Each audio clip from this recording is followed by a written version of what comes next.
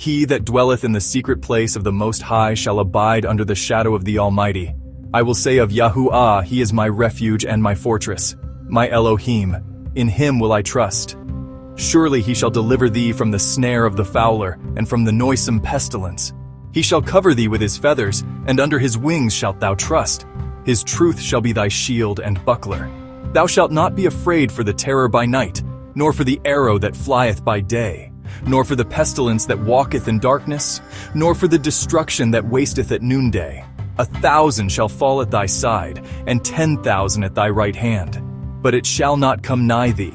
Only with thine eyes shalt thou behold and see the reward of the wicked, because thou hast made Yahuwah, which is my refuge, even the Most High, thy habitation. There shall no evil befall thee, neither shall any plague come nigh thy dwelling. For He shall give His angels charge over thee, to keep thee in all thy ways. They shall bear thee up in their hands, lest thou dash thy foot against a stone.